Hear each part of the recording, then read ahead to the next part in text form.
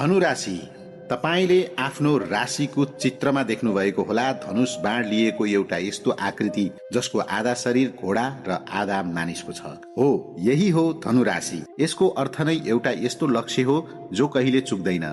धनु राशिका व्यक्तिहरू जीवनमा एउटा स्वतन्त्र पंक्षी जस्ता हुन्छन्, जसलाई कसैको बन्धनमा रहन पटक्कै मन पर्दैन। उनीहरूका लागि स्वतन्त्रता नै सबैभन्दा ठूलो धन हो। यिनीहरूको एउटा अचम्मको स्वभाव हुन्छ। उनीहरू जतिसुकै ठूलो समस्यामा परे पनि हार मान्दैनन्। उनीहरूभित्र एउटा यस्तो सकारात्मक ऊर्जा हुन्छ जसले गर्दा उनीहरू अँध्यारोमा पनि उज्यालो देख्न सक्छन्। उनीहरूलाई नयाँ नयाँ ठाउँ घुम्न, नयाँ कुरा सिक्न र नयाँ ज्ञान बाँड्न निकै रुचि हुन्छ। सायद त्यसैले होला धनु राशिका व्यक्तिहरू जुनसुकै भिडमा पनि आफ्नो एउटा छुट्टै पहिचान बनाउन सफल हुन्छन्। एउटा कुरा जुन अरूलाई अलि अप्ठ्यारो लाग्न सक्छ त्यो हो उनीहरूको स्पष्ट वक्ता स्वभाव। उनीहरू जे छ मुखैमा भनिदिन्छन्।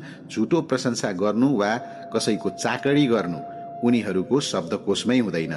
यदि तपाईले उनीहरूबाट सल्लाह माग्नुभयो भने उनीहरूले तीतो तर सत्य कुरा मात्र बोल्नेछन्। उनीहरूको यो इमानदारी नै उनीहरूको सबैभन्दा ठूलो शक्ति हो।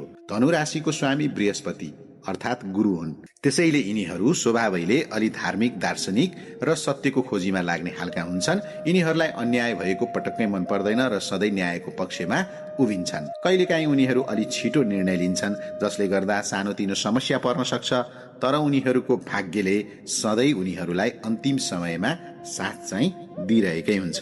यदि तपाईँ धनु राशि हुनुहुन्छ भने एउटा कुरा सधैँ याद राख्नुहोला, तपाईँको लक्ष्य आकाश जत्तिकै ठूलो छ। आफ्नो यो कहिले नहार्ने जोश र सत्य बोल्ने साहसलाई कहिले मर्न नदिनुहोला। जब तपाईँ आफ्नो ज्ञान र अनुभवलाई सही दिशामा लगाउनुहुन्छ तब तपाईँलाई रोक्ने शक्ति यो संसारमा कोही पनि हुने छैन।